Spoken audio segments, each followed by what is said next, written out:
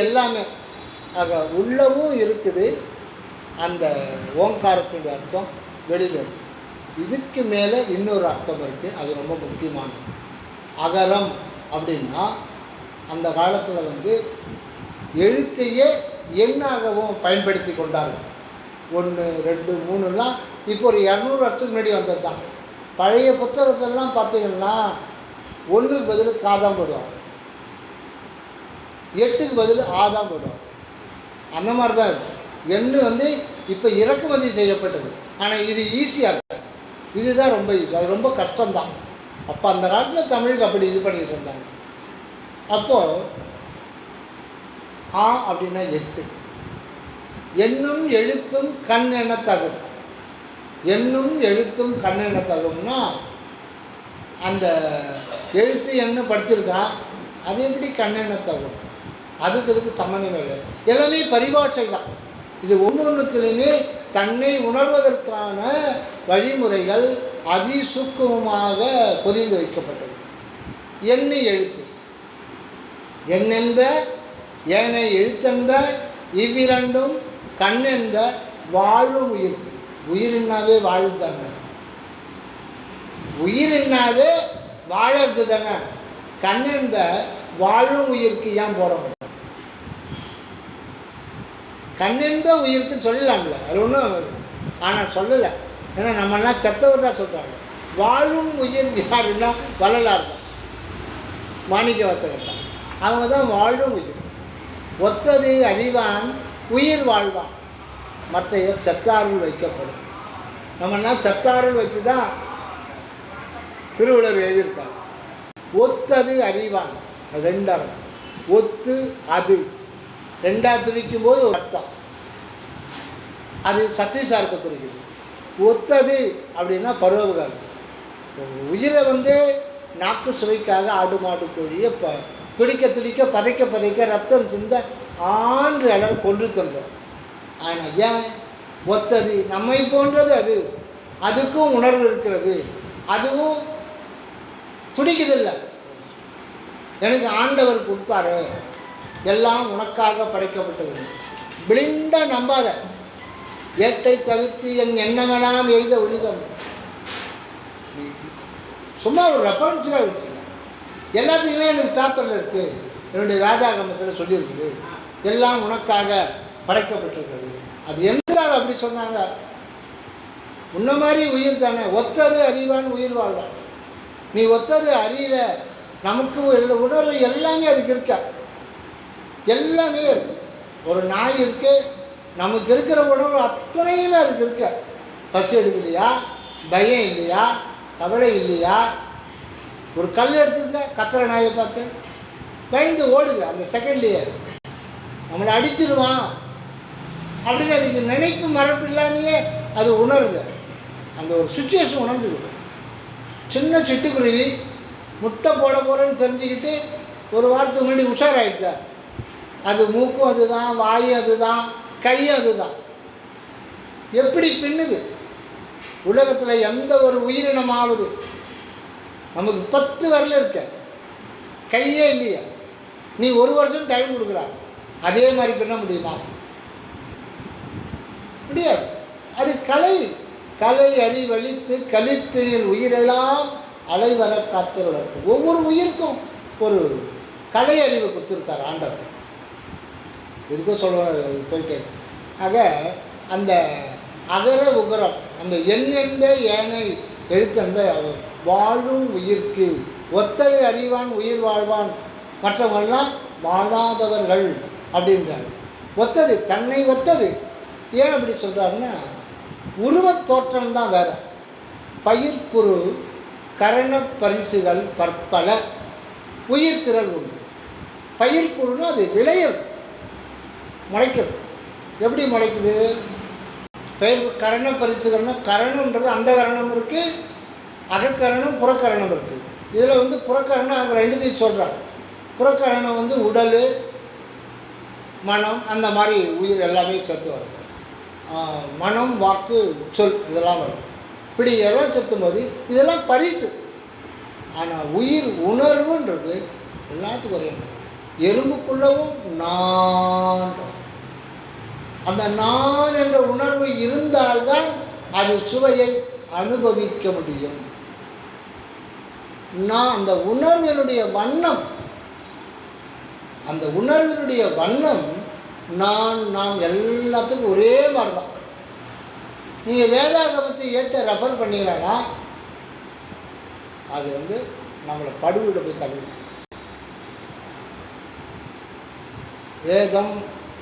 வேதம் இதிகாசம் புராணம் ஆகமம், இயல் வேதம் ஆகமம் புராணம் இதிகாசம் முதலாம் இந்திரஜாலங்கள் அடையா உரைப்பர் மகனே நீ நூலனைத்தும் ஜாலம் என அறிக, நூலனைத்தும் ஜாலம் என அறிக, செயல் அனைத்தும் அருள் ஒளியால் காணும்.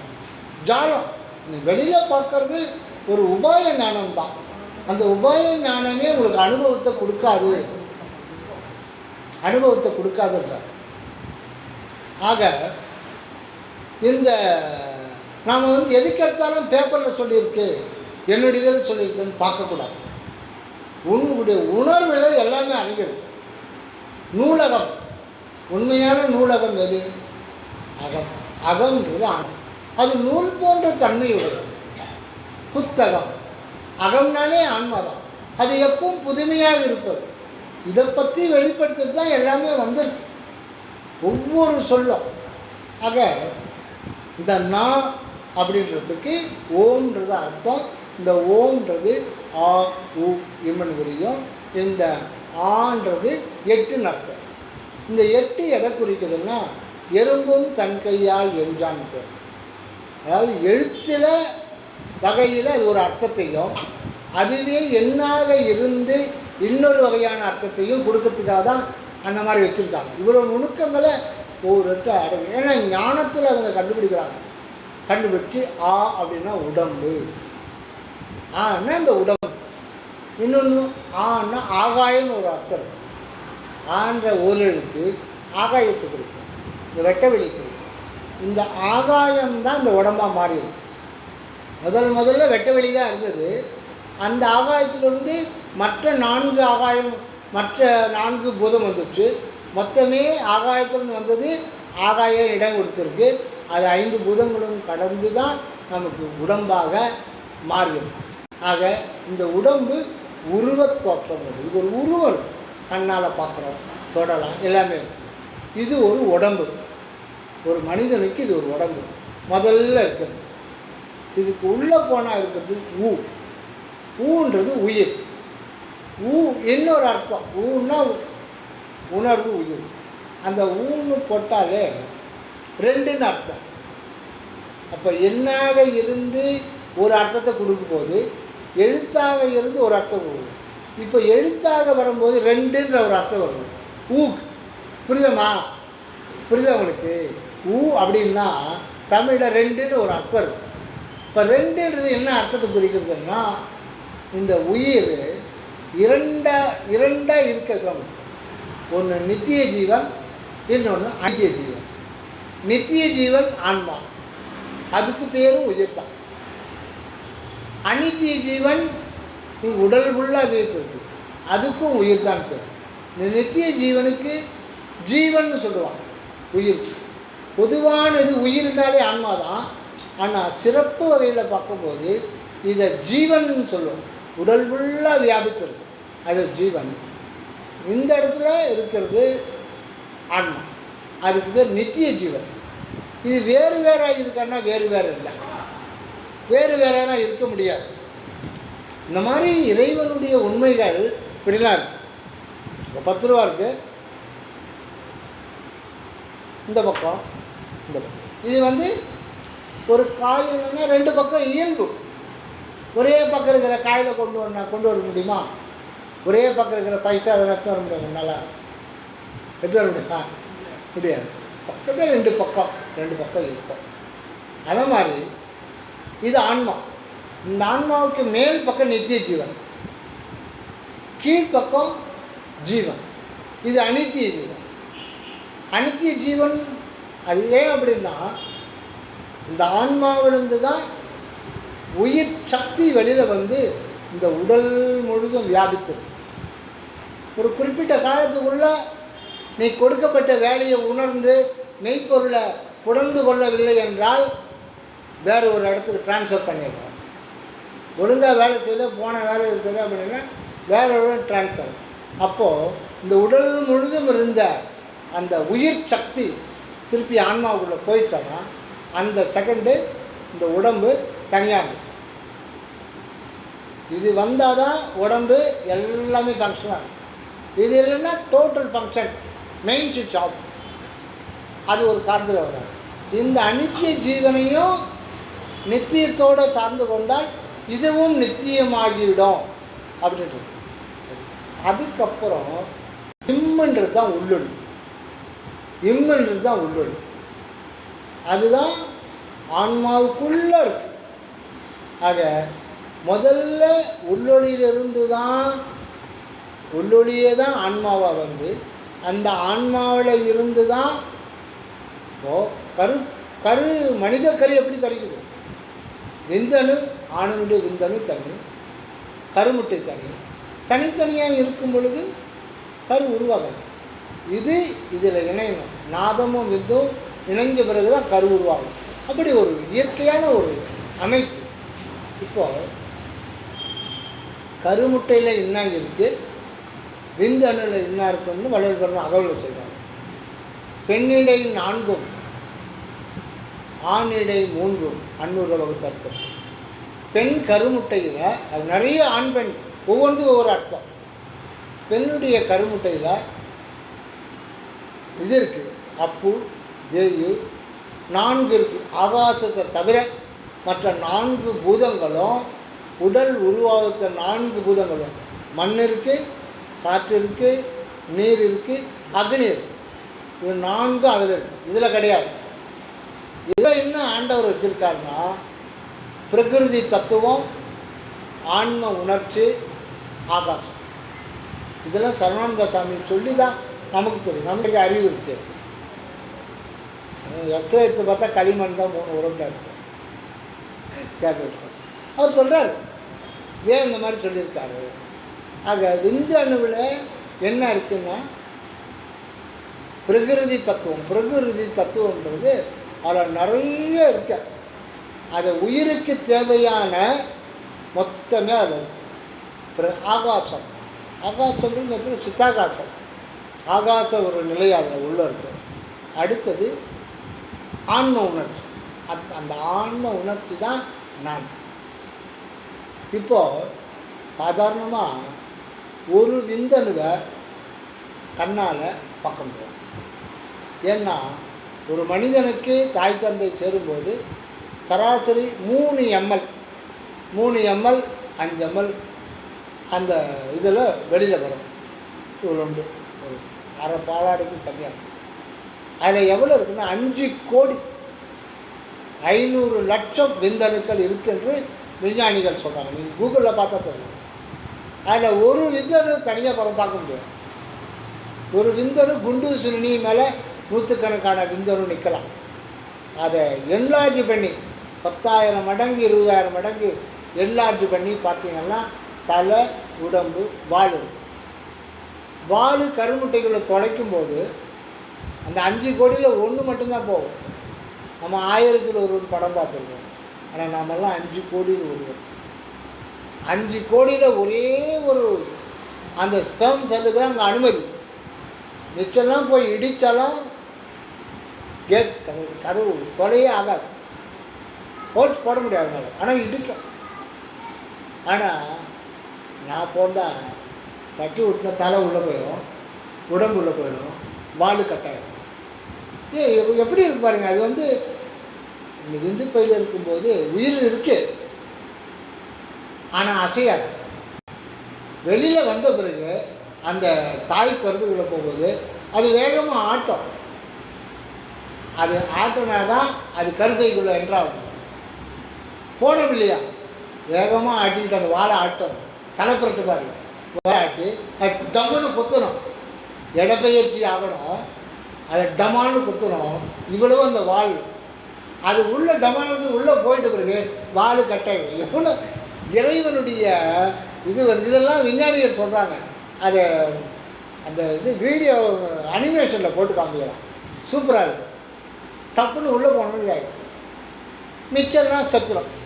கொஞ்சம் நேரம் இருந்து அந்த 5 கோடியில் 4,99,99,999 அணுக்குன்னு சத்துரும். ஆனால் அதுக்குள்ளே ஆன்மா இருக்குது, ஆனால் அது இன்னும் புல்லு கூட வரல.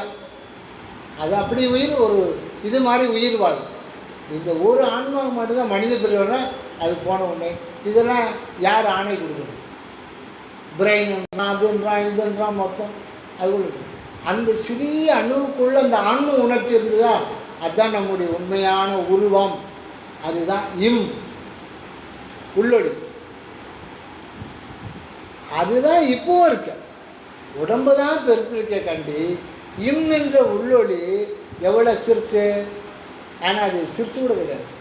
அது ஒரு ஸ்பேஸ், அது ஒரு சித்தாகாசம், அறிவுமயமான ஒரு ஆகாசம். இப்போ விஞ்ஞானம் இந்த அளவு வளர்ந்துருக்கு, எல்லாத்தையும் சொல்கிறானே, இதை பள்ளிக்கூடத்தில் சொல்லி கொடுத்து அது தூண்டி விடலாம்ல. அங்குக்குள்ளே நீங்கள் பார்த்து ஆராய்ச்சி பண்ணும்போது அவனுக்கு ஒன்று அது டிஎன்ஏ தான் இருக்கும். இந்த ஸ்பெர்ம் செல்லுக்குள்ள டிஎன்ஏ தான் இருக்குது. ஞானிகள் அதில் ஆன்ம உணர்ச்சின்றாங்க. டிஎன்ஏ நீங்கள் பார்த்து ஆராய்ச்சி வந்து வெறும் கெமிக்கல் தான்.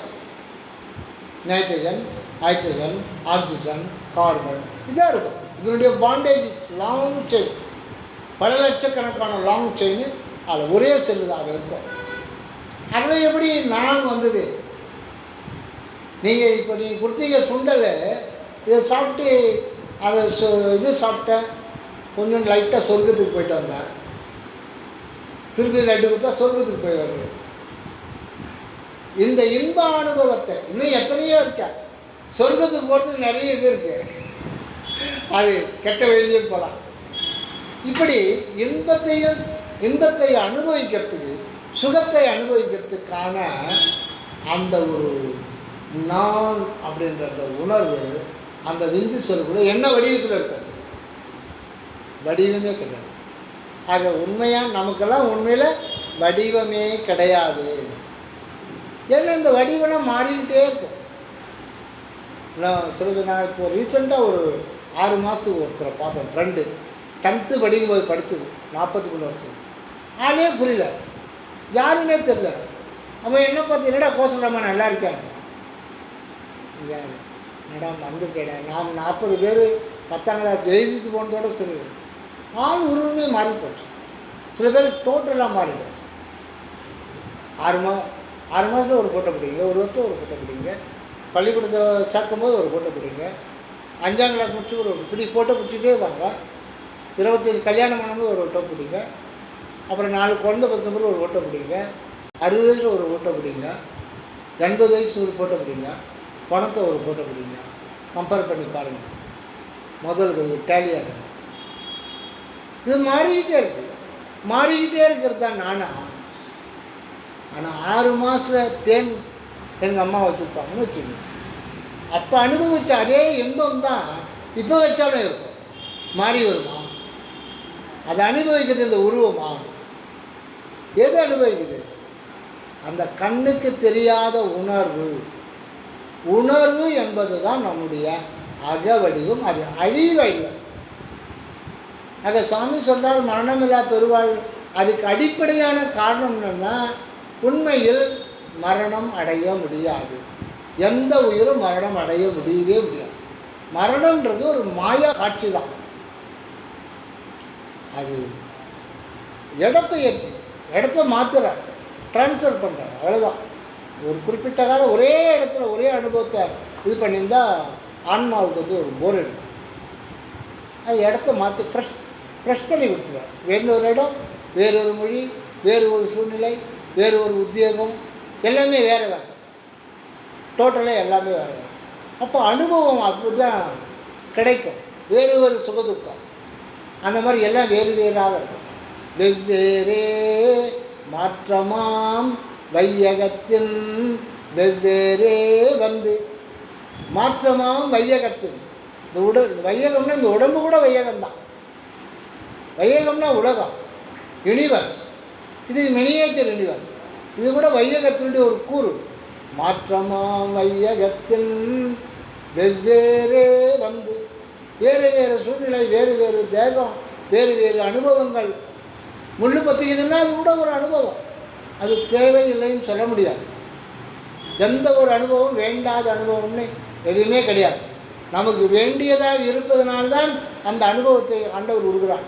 இதன் மூலம் நாம் அகம் திரும்ப வேண்டும், இங்கே வர வேண்டும் அப்படின்றதுக்காக அதை கொடுக்குறார். இல்லைன்னா தரமாட்டார். நமக்கு உண்மையிலேயே வேண்டப்படாத ஒன்றை இறைவன் அனுபவிக்க செய்ய மாட்டார். அதான் வள்ளல் பெருமான் சொல்கிறார்.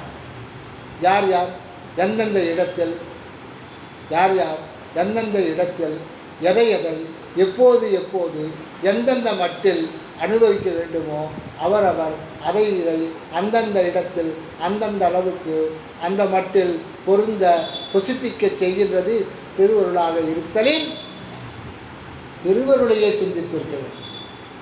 அவன் என்னென்ன அனுபவிக்கணுன்றது இறைவனுடைய ஆணை, அதை மாற்ற முடியாது.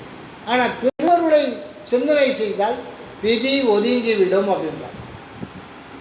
விதி ஒதுங்கிவிடும். இதுவரையில் உன்னை துரத்தி கொண்டிருந்த அந்த விதி தானாக ஒதுங்கி உனக்கு நாளும் கோளும் நல்லனவே செய்யும்.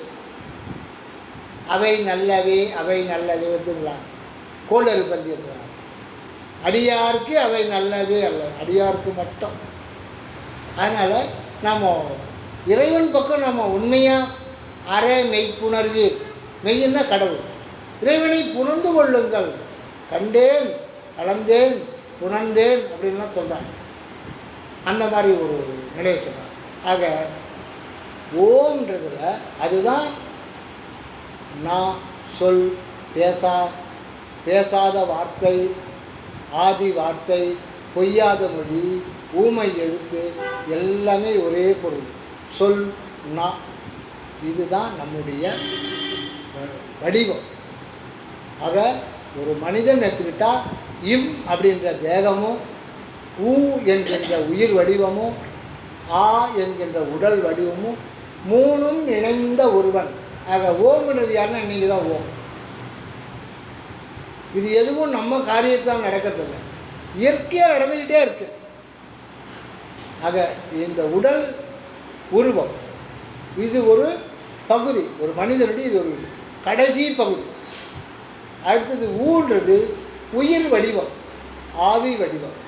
இது முழுதும் வியாபித்தது. அதை அதையும் பார்க்க முடியாது. ஏன்னா அது உணர்வினால் ஆன வடிவம். அது வடிவம் உணர்வினால் ஆன வடிவம். அது அவங்க தான் உருவம். அது அரு உருவம், அதுதான் ஊ. அது ஒரு பகுதி. அடுத்தது தலைப்பகுதி எதுன்னா இம்முன்னா மகர ஜோதி உள்ளொளி. அதுதான் நம்முடைய மூல வடிவம். அதுதான் கடவுளாக இருக்குது, அதுதான் ஆன்மாவாகவும் இருக்குது, அது நானாகவும் இருக்குது, தானாகவும் இருக்குது. ஆக இது மூணும் சேர்ந்தது தான் மனிதன். ஆனால் இதுக்கு மூல நிலை எதுன்னு கேட்டோம்னா பூர்வமாக இருக்கிற இம் என்றதுன்னா உகரமும் வெளிப்படுது, அகரமும் வெளிப்படுது, ஒடுங்குது, வருது. அதனால் இம்மை கெட்டியாக பிடிச்சிடும். அது வரையில் பிடிக்கலைன்னா நாம் எத்தனை பிறவி முடிப்புன்னு சொல்ல முடியாது. அப்படின்னா யார் பிடிச்சாங்க? ஒரு நூற்றாண்டுக்கு ஒரு ஞானி வர்றார், அவ்வளோதானே? அப்படி கிடையாது. காரணம் என்னன்னு கேட்டால் இந்த பிரபஞ்சம் ரொம்ப ரொம்ப ரொம்ப ரொம்ப ரொம்ப லாங் பீரியடு எடுத்துட்டு, ரொம்ப ரொம்ப லாங் பீரியட். ஒவ்வொரு இதுக்கும் இல்லை பரிணாமன்றது. ஆதி மனிதன் கற்காலம், அதான் கற்காலக்கட்டை கடக்கிறதுக்கு எத்தனையோ 10,000 வருடங்கள் சென்றிருக்கு. கற்காலத்துக்கு முன்னாடி ஆடையின்றி திரிந்தார், அப்பவும் வாழ்ந்தார். அப்போ அவனுக்கு அவனையும் வாழ்வித்தார் இறைவன். அப்போ அவனுக்கு தோல் இந்த மாதிரி இருக்க தடிமனாக வந்திருக்கு, குளிரையும் தாங்கி கொள்கிற மாதிரி.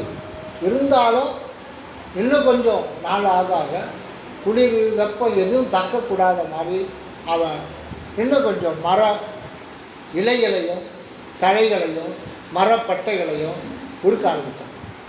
ஐடியா வருதில்ல, அது ஒரு பரிணாமம், மனித அறிவில் விளைகின்ற பரிணாமம். ஆனால் 300 கோடி வருடங்களுக்கு முன்னாடி எந்த ஆடு மாடு கோழி இருந்ததோ அதே தான் இப்போது.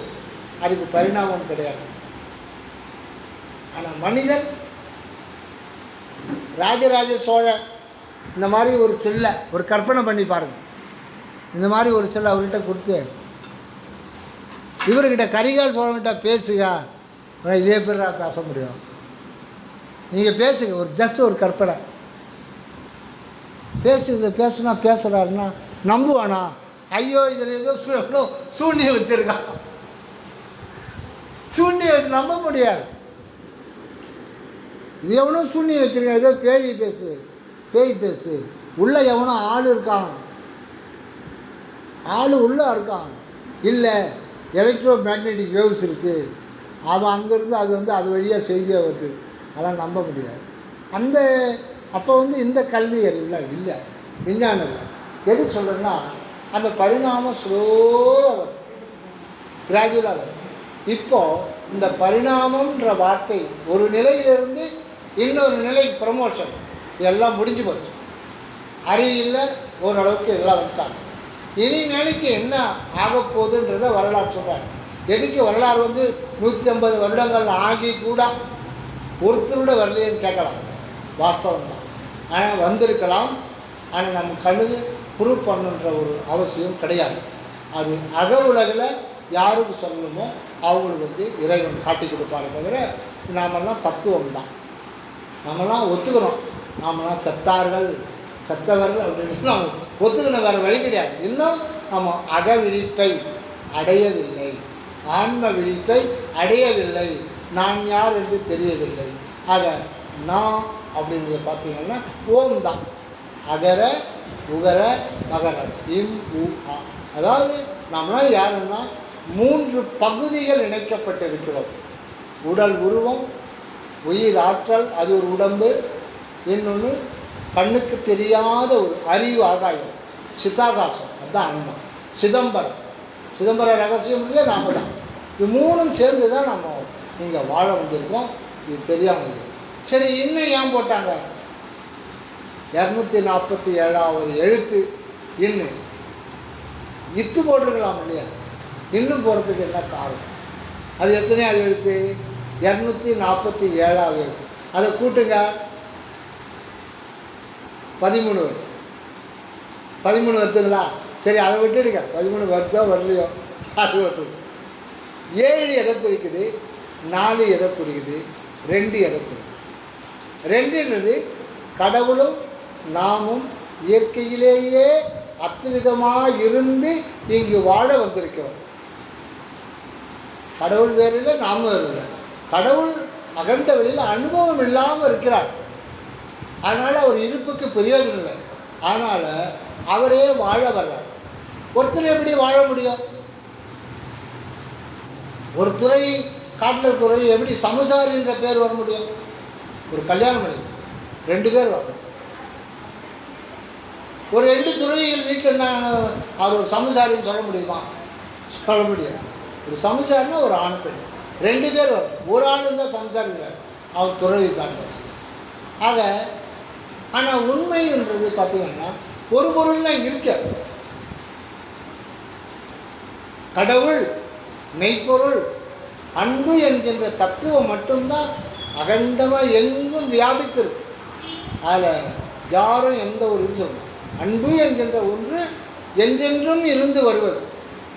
மற்ற நாமெல்லாம் வர்றோம் போகிறோம், தோன்றி தோன்றி தோன்றி மறைகின்ற தோன்றி மறைகின்ற ஒன்றுனா மின்மினி பூச்சி மலை, அது கூட இறைவன் தான். ஆக அவர் தன்னை தானே அனுபவிப்பதற்காக எதிர ஒரு ஆள் வேணும்னா இல்லையே, அவர் என்ன பண்ணுவார்? அதனால் அவரே டபுள் வேஷம் போடுறார், டபுள் ஆக்ஷன். அவரே நானாக வர்றார், தன்னையே நானான், தானானான், ஒரு நானும் தானுமானான். நானானான் தானான். அவருக்கு அந்நியமாக எதுவுமே எக்காலம் இருக்க முடியாது அப்படின்ற ஒன்று தான் இயற்கையில் உள்ள ஒரு தகுமான். போரடிதா முடிச்சலாம் அவ்வளோதான். அம்மா போரடிக்கிற மாதிரி ஃபீல் பண்ணுறவர். ஆக எதிரங்கொருவர் என்று நடமாடும் இறைவன் தனது பங்கு உமைபால முருகப்பெருமானை போற்றார். எப்படி போற்றார்? எதிரங்கொருவர் என்று நடமாடும். முதல்ல ஆனந்த நடராஜரை பற்றி போற்றார். எதிரில் யாருமே இல்லாமல் நடனம் பண்ணிருக்காரு. இப்போ இந்த காலத்தில் அந்த மாதிரி தான் அரசியல் ஏகப்பட்ட கோல்மால் பண்ணிட்டாங்கன்னா அவர் தலைவர் மட்டும்தான் மைக்கில் வச்சு பேசியிருக்காரு. இந்த பக்கம் பார்த்தா எல்லா நாற்காலியும் காலியாக இருக்கு, யாருமே இல்லாத இடத்துல அவர் பேசிட்டு இருக்கார். அது அவர் தெரிஞ்ச ஒரு இது. ஆனால் இயற்கையாகவே இறைவன் எதிரங்கொருவர் என்று நடமாடும் அப்படின்றார். அதாவது இறைவன் திருநடனத்தினாலே எல்லா பொருள்களும் விளங்குகின்றன. அனந்தம் கோடி ஜீவராசிகள் வாழ்கின்றன. ஒவ்வொரு ஜீவராசிக்குள்ளும் உணர்வு நிலைகள் விளங்குகின்றன. அண்டாண்டங்கள் அண்டபிண்டங்கள் கூட எல்லாம் விளங்குகின்றன. இப்படி இருக்கும்போது ஒருத்தர் அவருக்கு எதிர்க்கு இல்லைன்னா அவர் தானே எல்லாமாய் விளங்குகின்றார். தானே எல்லாமாய் விளங்குகின்றாராம் அந்த நடராஜர். அவர் எதிர்க்கு யாரும் இல்லையே. அதனால்தான் வள்ளல் பெருமான் ஞான சரியில்லை 28வது பாடலில் ஒரு வரி சொல்கிறார். நேருறவே எவராலும் கண்டுகொளற்கரிதாம் நித்திய வான்பொருளை. நேருறவே எவராலும் கண்டுகொளற்கு அரிதாம் நித்திய வான்பொருள். நேருக்கு நேராக ஃபேஸ் டு ஃபேஸு இறைவனை அறிய முடியாது. ஒரு முறை ஒரு 25 வருஷத்துக்கு முன்னாடி சிவன் கோயிலுக்கு அடியன் போயிருந்தேன். ஒரு 30 வருஷம் இருந்தாங்க. இங்கே பொதுவாக எல்லாரும் சொல்லுவாங்க நந்தீஸ்வரர் குறுக்க போகக்கூடாது, கேள்விப்பட்டிருக்கீங்களா? அதுக்கு காரணம் சொல்ல மாட்டாங்க. சொல்லுவாங்க, அப்படி சொல்லுவாங்கப்பா, ஏன்னு தெரியாது, குறுக்க போகக்கூடாது. சரி, நந்தீஸ்வரர் எதிர்க்க சாமிக்கு பூஜை நடந்துட்டுருக்கு. நேராக எதிர்க்கு இப்படி கும்பிடணும். அப்படி கும்பிட்டு இருந்தார். ஐயா மாதிரி ஒரு பெரு தம்பி அப்படி கும்பிட விடாது தம்பி, இப்படி நிற்காத, சாமி பார்த்து இப்படி இப்படி நிற்கக்கூடாது தம்பி. ஆமாம், ஏன்னு பெரியவர் சொல்ல. அப்போ தான் சொல்கிறாங்க, இதுதான் நேருறவே எவராலும் கண்டுகொளற்கரிதாம் நித்தியவான் பொருளை. எவராலும் கண்டுகொளற்கு அரிதாம், கண்டுகொள்ளவே முடியாது. எப்போ? எதிர்க்கிறேன். நான் இறைவனை அறியப் போகிறேன். நான் இறைவனை அடையப் போகிறேன். அடைய முடியாது. அதாவது மரண்பெருன்ற ஒரு பாடலை சொல்கிறாங்க, வான்கானா மறை மகாதேவன் மலை, வான்கானா மறைகானா மலரோன் காணான். அந்த பாட்டு வரும். இவன் திருமாலும் பார்க்க முடியலையா, பிரம்மாவாலையும் பார்க்க முடியலையா, யாராலும் பார்க்க முடியலையா, ஆனால் ஒருத்தர் மட்டும் பார்க்க முடியும்னு சொல்கிறாங்க. வான்கானா மறைகானா மலரோன் காணான். இந்த பாட்டு ஞாபகம் இல்லை, கொஞ்சம் கனிம ஒன்று கலந்துருக்கு, ஞாபகம் இல்லை. ஆனால் வரலாறு போன்ற நல்லவர்கள் தான் நான் காணா இடத்து அதனை காண்பேன் என்று நல்லோர்கள் அதில் என்ற இடமே. நான் காணா இடத்து அதனை காண்பேன் என்று நல்லோர்கள் நல்கும். நானுன்னு சொல்லிட்டு முன்னாடி நின்னீங்க, அவர் எஸ்கேப் ஆகிட்டார். கடவுள் எதில் நினைக்கக்கூடாது. இதுதான் தியானத்தில் மிக முக்கியமான ஒரு திருப்பம். அறிய போகின்ற நாம் மறைஞ்சிடணும். அப்போ எப்படி அவர் யார் அறிவாங்க? அறிகின்ற நாமே அவர்தான். அறிகின்ற நானே கூட எனக்கு மூலப்பொருள் என்று ஒன்று கிடையாது. புலகன் ஒருத்தர் இருக்காரு, அவர் பல்லா செஞ்சாலும் சரி, புடம் செஞ்சாலும் சரி, குடுவை செஞ்சாலும் சரி, சால் செஞ்சாலும் சரி, பானை செஞ்சாலும் சரி, இந்த மடக்குன்னு சொல்லுவாங்க செஞ்சாலும் சரி, அகல் செஞ்சாலும் சரி, எல்லாத்துக்கும் மூலப்பொருள் வேறு வேறு கிடையாது. வேறு வேறு கிடையாது. ஒரே வண்டியில் ஒரே பொருள் தான் சொல்லுவாள், செம்மண் மட்டும் சொல்லுவாள். மூலப்பொருள் ஒன்று தான். அது மனமாகட்டும், இந்த உடலாகட்டும், ஆற்றலாகட்டும், அறிவாகட்டும், அனுபவமாகட்டும், எல்லாத்துக்கும் மூலப்பொருள் அன்பு என்கின்ற தத்துவம் தான். நீங்கள் அதிலிருந்து தான் எல்லாமே செய்யணும்.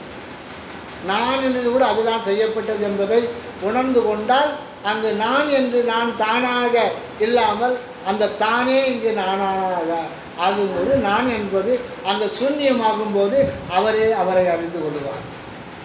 எவ்வளோ அற்புதமாக விளக்கம் கொடுத்துருக்காங்க.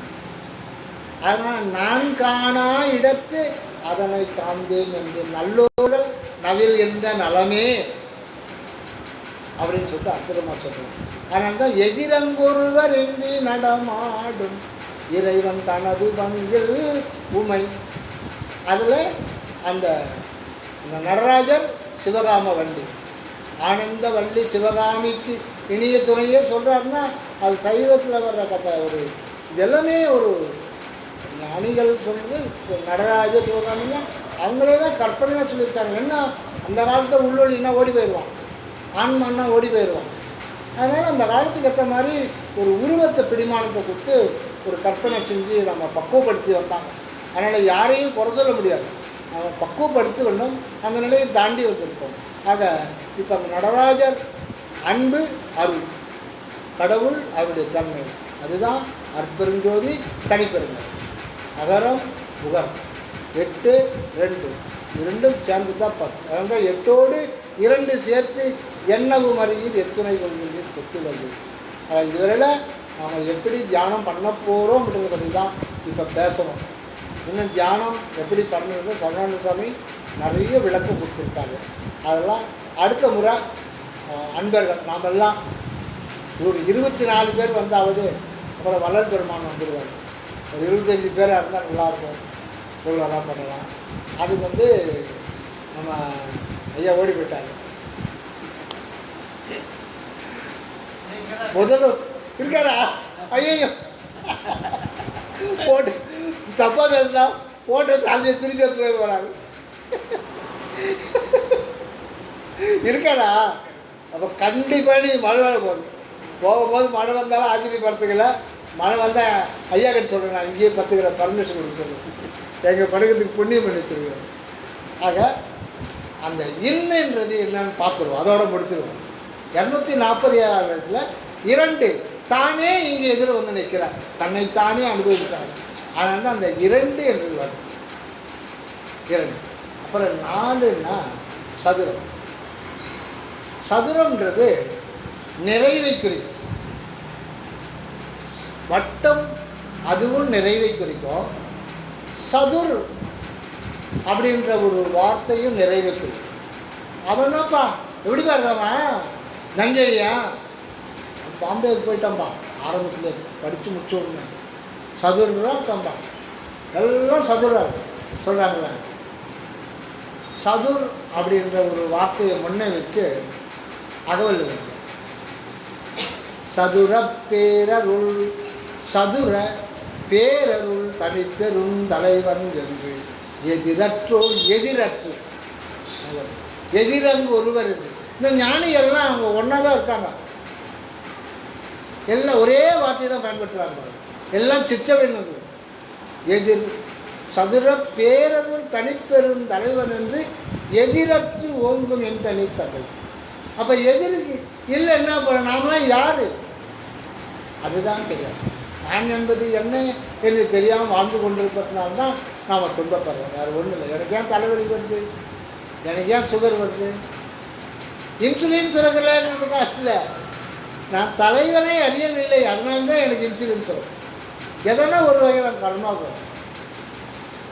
தியானம், சரியான தியானம், நெகிழ்ச்சியோடு தலைவணங்கி தன்னை ஒழிக்க வேண்டும் சொல்கிறாருங்க. அவர் சொல்லுங்கள், தன்னை காட்டாது ஒழிக்க வேண்டும். அந்த நான் என்பது தாழும் குணம் வர வேண்டும். நான் என்பது எல்லாம் போயிடும். ஆணவம் ஆதிய முழு மறுத்து நிற்றல் வேண்டும். அங்கே அந்த சதுர் அப்படின்னு. அப்புறம் இந்த எண்ணேடின்னு ஒரு பாட்டு வரும், அதுதான் திரும்ப கண்ணி அழித்தவர் ஆரடி அந்த மாதிரி ஒரு பாட்டு வரும். அதில் சதுர ரெடி வருதுங்களா, சதுர ரெடி அப்படின்னு வரும். இறைவன் சொல்கிறான் எல்லாம் சதுரம். இவனையே நனையழினிய அவன் சதுராக இருக்கான்னு சொல்லும்போது ஆண்டவர் சதுராக இருக்க மாட்டாரா? அனைத்தும் நிறைவாக இருக்கிறார் பூரணர், அதை சொல்கிறது தான் சதுரம். அது ஒரு அர்த்தம் மட்டும் இல்லை, இங்கே சதுராக வெளிப்பட்டிருக்கார். என்ன, அவர் உள்ளொளி அகத்துக்கு அகமாக இருக்கிற ஆண்டவர் சதுர் நிலையில் வெளிப்படுறார். என்ன, அகம், அகப்புறம், புறம், புறப்புறம். 4 நிலைகளில் தன்னை வெளிப்படுத்தினாதான் அவருக்கு அருள் விளக்கமே செய்ய முடியும். நடுவீடு, ஆள், வரண்டா, வாசுபடி. இந்த வீட்டுக்கு 4 தேவைப்படுது. 4 பகுதிகள். வாசுபடியை வச்செல்லாம் வச்சுக்கிறான் பாரு, வீடாக வச்சுக்கிறான். வாசுபடியில் போடாவே தெரியாம வீட்டை எப்படி வச்சுருக்கான். வாசுபடி ரொம்ப முக்கியம். அப்புறம் வராந்தா. வாசுபடியில் ஒன்றுமே தெரியாத ஆள் அப்படியே பேசி என்ன வேணுமே கேட்டு அப்படியே எடுத்துருவோம். அப்புறம் உங்கள் வீட்டுக்கு வர்றான், முன்ன தெரியாது, ஒரு நிகழ்ச்சியில் தான் பார்த்தேன், அது எப்படி இருக்கணும் யாருக்கு தெரியும் அப்படின்னு சொல்லிட்டு வறண்ட விரைய வந்து ஒரு காஃபி கொடுத்து அப்படியே ஆகிடுது. 10 முறை பேசிட்டோம், பழகிட்டோம், சொந்த ஆள் மாதிரி ஆகிட்டாரு.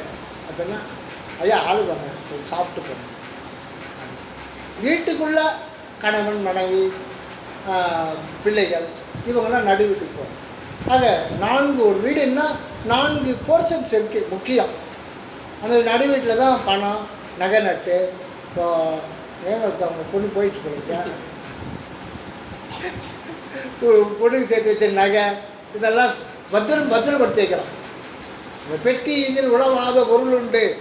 இப்போ பொண்ணுக்கிட்ட நீங்கள் சொல்லலாம், வல்லதாரு அவர்கிட்ட சொல்கிறார், பெட்டி இதில் உழவாத பொருள் உண்டு.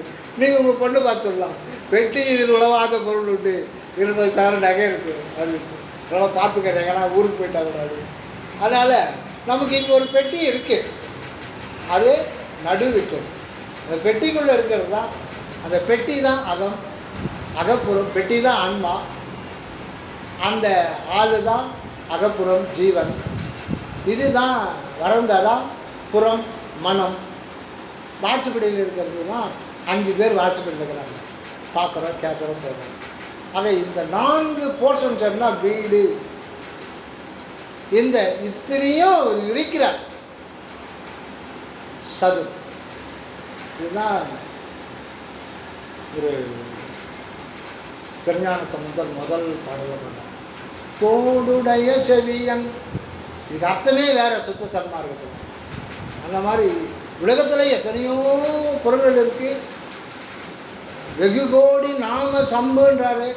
வெகு கோடி நாம சம்பு குமாரா நமோ நம அப்படின்னு சொல்லும்போது தேவாரம் பன்னீர் திருமுறை திருஞான சம்பந்தருக்கு மட்டும் 4 திருமுறை பிடிச்சிருக்காங்க. அது முதல் பாடலில் முதல் வரி தோடுன்ற ஒரு மெட்டலில் சொல்கிறேன். என்ன நியாயம்? தோடுடைய செவி, அதில் இந்த ஓங்காரம் தான் வரும். அதில் வரும் 3 தோடுடைய செவியன் விடை ஏறி ஓர் தூவன் மதிசூடி காடுடைய சுடலை பொடி பூசி என் உள்ளங்கவர் கல்வன் ஏடுடைய மலரான் முனை நாள் பணிந்தேத்த அருள் செய்ய. இதுக்கு என்ன அர்த்தம் கொடுக்குறோம்னா, ஏழுடைய மலரான மலருக்கு பிரம்மா முந்தைய நாட்களில் உன்னை வணங்குவதற்கு அவர் அருள் செய்தார். பிரம்மா அவருக்கு வணங்கினார், அருள் செஞ்சார். எனக்கும் இந்த பாட்டுக்கு என்ன சம்பந்தம்? நம்ம ஞான சம்பந்தரை கேட்கலாம் இல்லையா? அப்பா அவரும் போனார், வந்தால் அருள் பெற்றார்.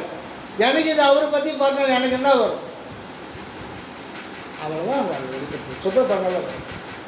7 ஒவ்வொரு மலருக்கும் மலர் அப்படின்னா பூ, பூ அப்படின்னா அந்த இடத்துல மலர் அப்படின்னா மலரான் மலரோன், மலர் மிசை ஏகினான். மலர்னாலே ஆன்மா தான். இன்னொன்று மலரடி வணங்கி வாழ்த்துவான்னு வருதுங்கள்ல, ஆன்மாவையும் குறிக்கும். பல நேரங்களில் அது மலருன்றது இறைவனுடைய திருவடியே குறிக்கும். மலர் திருவடி, மலரடி வாழ்த்துவான். சேக்கிழார் முதல் பாடல் மலரடி வாழ்த்தி வணங்குவான். அந்த திருவடி என்பது ஆண்டவருடைய திருமேனி தான் திருவடியாக இருக்குது. அவருடைய திருமேனி எதனால் ஆனது?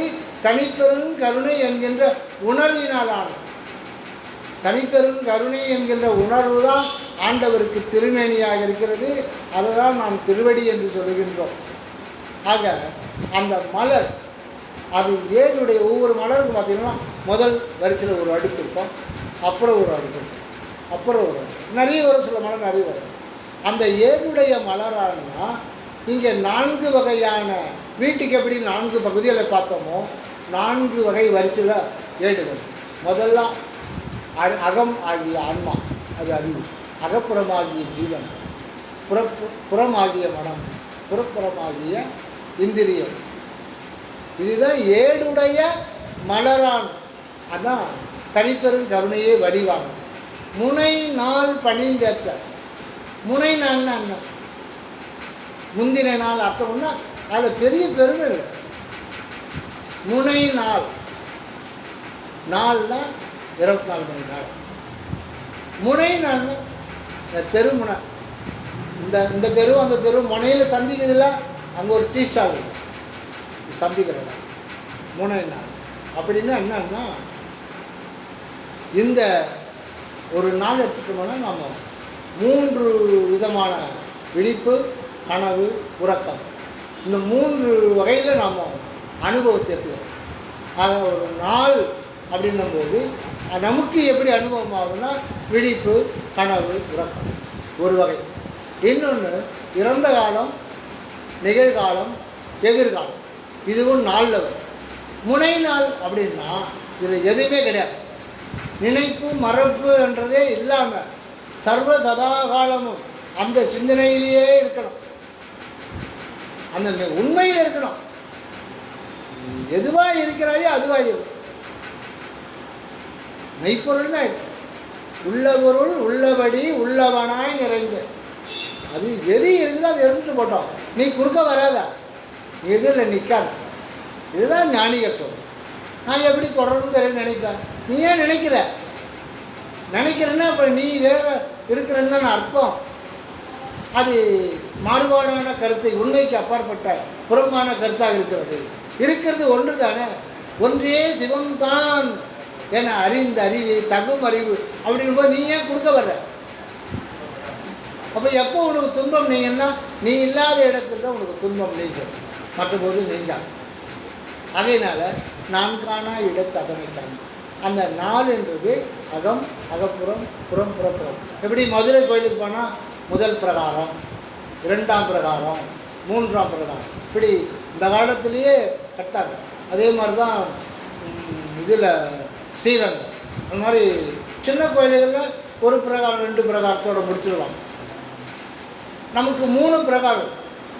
ஆனால் அந்த 3ல் நடு பிரகாரம் இருக்கு பாருங்க, அதுதான் உயிர். அதே சில சமயத்தில் 2ஆக பிரிப்பாங்க.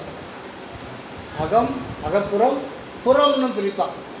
அதை ஒன்று சேர்த்தா அதுதான் சூக்குமதேகம். சூக்குமதேகத்தில் மனமும் இருக்குது, புறமும் இருக்குது, அகப்புறமும் இருக்குது.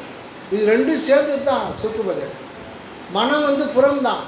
ஆனால் அது உடலை சார்ந்து கொண்டால் அது கீழே செல்லும், ஆன்மாவை சார்ந்து கொண்டால் அது மேலே நாம் செல்வோம். அதனால் இது உயிரினுடைய உயிர் உணர்வினுடைய மத்திய நெகிழ்ச்சி பகுதி பரிணாமத்தை நமக்கு மனமாக பண்ணது. அதனால தான் அது அகம், அகப்புறம், புறப்புறம்னும் போது 4ஆக பிரியும். தூளதேகம், சூக்குமதேகம், காரணதேகம்னும் போது எல்லாம் அடங்கி 3ஆக மாறிடும். அதெல்லாம் அதில் 3 பிரகாரம் சொல்லுது. இந்த இடத்துல 4 சதுராக வெளிப்படுறார், தன்னை சதுர் நிலையில் வெளிப்படுறார். எந்த இடத்துல இந்த உண்மையெல்லாம் எங்கே கண்டுகொள்ள முடியும் அப்படின்னா, நிராதார நிலையில். மூலாதாரம், சுவாதிட்டான, மணிபுரம், அனாபரம், சுத்தி, ஆக்கினை உருவமத்திலிருந்து பழகி நிராதார நிலையில் உடம்புல இருந்தாலும் அந்த ஆன்மா இருக்கிற இடம் தனி இடம். அந்த தனி இடம், அதுக்கு பேர் தனி இடம். அதாவது மனமடங்கும் திறத்தினில் ஓரிடத்தே அவன் இருந்தறியேன். ஓரிடம்னா மாமரத்தாண்டையா, ஆலமரத்தாண்டையா? சேரிடம் அறிந்தே சேர்ந்தனன் கருணை செய்தருள் செய்திடத்தாழ்க்கில் யாரிடம் புகுவேன், யார் துணை என்பேன், யார் கெடுத்தன் குறை செய்ப்பேன், போரிட முடியாது நீ துயரடு நான் பொருட்களேன் அருள்கை இப்போது. சேரிடம் அறிந்து சேர்ந்தனன் சொல்லுவாங்க. சேரிடம் அறிந்து சேரிடம்னா ஆண்டவர்களோட சேர்கின்ற இடம். சீரிடம் பெறுவோர் திருச்சிற்றம்பலத்தே திகழ் தனித்தந்தையே நின்பால் சேரிடம் அறிந்தே சேர்ந்தனர். சேரிடம் அறிந்து சேர்க்கு இந்த பொருள் தான் பலன் பெருமானே சொல்லிட்டாரு. சேரிடம் அறிந்து சேர்னா அதெல்லாம் ஒன்றும் கிடையாது, நீ நினைக்கிற மாதிரி ஒன்றும் கிடையாது. இதுதான் சேரிடம், இதுதான் நம்ம சேர வேண்டிய இடம். ஆனால் உண்மையில் அது ஏற்கனவே சேர்ந்து தான் இருக்கிறோன்றது தான், அதுதான் ஒரு பெரிய நம்மறியாத ஒரு ஏற்கனவே சேரும், புதுசாலாம் சேர போகிறோம். ஏற்கனவே சேர்ந்திருக்கிற இடம், அதை நாம் தெளிவு செய்து கொள்ள வேண்டும், புரிந்து கொள்ள வேண்டும் அப்படின்னு சொல்கிறாங்க. ஆக அந்த நிராதார நிலையில் தான் நமக்கு உண்மையெல்லாம் அனுபவப்படவில்லை. அதனால தான் தனு கரணாதிகள் தாம் கடந்த அறிவு அனுபவமாக இருக்கிறது. ஆக 2 என்பது நானும் தானுமாக வெளிப்படுகின்ற ஒரு நிலை. 47 4 என்பது அந்த 2ம் தானுமான நிலை எங்கே வெளிப்படுதுன்னா அகம் அகப்புறம் புறம் புறப்புறம் ஆகிய சதுர இடத்தில் வெளிப்படுகிறது. இதையெல்லாம் எங்கு ஆண்டவர் அந்த வெளிப்படுத்துகின்றார்னா இந்த திருவிளங்குகின்ற இடம் எதுன்னா அந்த 7வது நிராதார வெற்றிடம் சிதாகாசத்தில் தான் அது நமக்கு விளங்குது. அதனால் 240வது எழுத்து இந்த இல்லுன்னு சொல்லிட்டு கொண்டாந்து முடிச்சாங்க. இதுதான் ஆண்டவருடைய அடின்னு சொல்லலாம், அது முடின்னு சொல்லலாம். அதை நான் அப்படின்றது ஓங்காரம், மேற்கொண்டு விளக்கம் இல்லை இருக்குது, இதுதான் நான் என்று சொல்லி முடிச்சுட்டு, நான் என்பது நாம் பூஜ்ஜியமாக பெற வேண்டும், சூன்யமாக பெற வேண்டும் என்பது தான் சுத்த சன்மார்க்கத்தில் நாம் தெரிந்து கொள்ள வேண்டியது. இனி இது ஒரு பூஜ்ஜியமான கிளாஸை ஒன்றாக நினைக்க வேண்டாம்.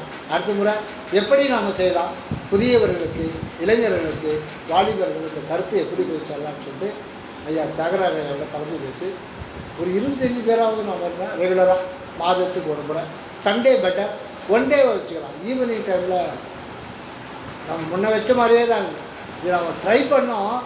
ஏன்னா என்ன ஒரு காரணம் வெளிப்படையாக சொல்கிறேன், இடையில் ஒரு 6 மாதம் நான் ஐயா விட்ட எதையுமே கேட்கல. காரணம் என்னன்னா எனக்கு ஒரு சந்தேகம் வந்தது, அந்த பயிற்சி முகாமுக்கு சாப்பாடு செலவு போக்குவரத்துலாம் யாருன்னா உதவி பண்ணுறாங்களா, பங்கு பண்ணுறாங்க எனக்கு சந்தேகமாக வந்து. ஆனால் சப்போஸ் அவரே வச்சுக்கிட்டாருன்னா அது எந்த விதத்துலையுமே நியாயம் இல்லையா அப்படின்னு நான் 6 மாதம் ஐயாவுக்கு எதுவுமே சொல்லலை. போன சிவராத்திரி சொன்னது இருந்தாலும் ஒரு சந்தேகம். நான் கேட்டேன்னா இல்லை ஆர்டர்னா போய் கேட்கறது இல்லைங்க, இதெல்லாம் முடிவு செய்யணும் அப்படின்னு சொல்லி வேறு எதுவும் சொல்லலை. இதை சொல்லவாச்சுன்னு கேட்குறேன். அதனால் நம்மளால் முடிஞ்சது அவருக்கு நாங்கள் செஞ்சோம்னா தொடர்ந்து செய்யலாம், சிறப்பான முறையில் செய்யலாம். காலையில் கூட 8 மணிக்கே வர சொல்லி, ஏன்னா 10 மணிக்கு வர்றாங்க, அதனால் சீக்கிரம் வந்துட்டு இங்கேயே டிஃபன் பண்ணால் ஒரு 50 பேர் நம்ம எல்லாருமே சேர்ந்து கொஞ்சம் போட்டோம்னா அவருக்கு கொஞ்சம் அவருக்கு நிறைய பேர்டன் கொடுக்காமல் இருக்கலாம். அதனால் நாம் ஷேர் பண்ணிக்கணும். இதை ஷேர் பண்ணுறது நமக்கு ஆன்ம லாபமாக மாறி பல மடங்கு நமக்கே திரும்பி வரப்போகுது. இந்த ஒரு வாய்ப்பை தலைவர் ஐயா அவர்களுக்கு கொடுத்துட்டு ஐயா சகலாளர்களுக்கும் வந்துள்ள அருளாளர்கள் அனைவருக்கும் பணிவான கலைத்தாது வணக்கம் தெரிவிக்கிறது. இது தொடர்ந்து ஒவ்வொரு மாதமும் சன்மார்க்க உண்மைகள் இது வந்து எல்லோருக்கும் பொதுமக்களுக்கு தான் வழங்கப்பெருமான் வழங்கியிருக்காங்க. திருப்பி நாமளே மட்டும் கேட்டுக்கொண்டு எல்லோரும் போகணும் தான் வளர்பெருமானுடைய ஆசை. நம்மளை யார் நாம் போகிறோம் நாளைக்கு பிறந்து போகிறோம். அதனால் நாம் இல்லைன்னா கூட இனி தலைவர்கள் சுத்த சன்மார்க்க தலைவர்கள் வரப்போகிறாங்க, உலகத்தை மாற்ற போகிறாங்க, டோட்டலாக மாற்ற போகிறாங்க. 900 கோடி 800 கோடி மக்களுக்கு மேலே உலகம் இல்லை, எப்படி 400 கோடி மக்கள் சொல்ல வச்சுன்னு இருக்காங்க. எல்லோருக்கும் எல்லாம் அதுதான் வள்ளலாருடைய பிளானு. ஏதோ 2 பேர்லாம் கிடையாது. உலகம் இந்த பிரபஞ்சம் இவரில் தோண்டி பரிணாமம்லாம் கண்டுச்சு. இனி டோட்டலாக சடனாக உலகம் மாறும்போது அதுக்கான ஒரு பெரிய புரட்சி எங்கு பார்த்தாலும் அமைதி என்பதை வெளிப்படுத்த காரணம் இதுதான். இதுக்கு அடுத்தது மாற்றம் வரப்போது அது இன்னும் ஒரு 5-6 வருடங்கள் கூட ஆகலாம். இதெல்லாம் அடங்கி அமைதி நிலவும். அப்போ தான் சுத்த சன்மார்க்கம். அந்த நிலவரத்தால் சாதி சமய மதமெல்லாம் காணாமல் போய்ட்டு இது வரலாறு பல இடத்துல சொல்லிட்டார், அது காணாமல் போய்டும். சிறுக சிறுக தான் மறைவு. அனைவருக்கும் அருட்பெருஞ்சோதி அருட்பெருஞ்சோதி தனிப்பெரும் கருணை அருட்பெருஞ்சோதி தயவு வள்ளல் மலரடி வாழ்க வாழ்க எல்லா உயிர்களும் என்புற்று வாழ்க. ஐயா பேசுங்க.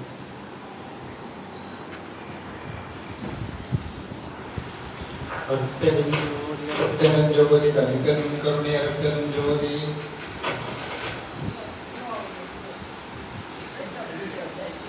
கடந்த ஒரு 2 மணி நேரமாக எல்லாம் அம்மாக்கள் உலகத்திற்கு அழைத்து சென்று அலுவலமானின் கட்டளையும் திருப்பாவங்களும் ஆழ்ந்த அனுபவங்களை உங்களுடன் பகிர்ந்து கொண்டு நமக்கு மிகவும் நுட்பமாக விளக்கிய கோதிலராமனுக்கு இயற்கையான சம்பாதனை சார்பாக நன்றி தெரிவித்துள்ளேன்.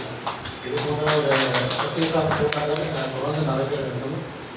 நீங்கள் வந்து உங்களுடைய கருத்துக்களை தெரிவிக்கிறேன். ஆனால் தமிழ் மாவட்டத்துக்கு நாங்கள் எப்படி நாம் செய்யலாம் வந்து பங்கு பெற்ற எல்லா நண்பர்களுக்கும் தெரிவித்துக்கிறோம். நன்றி.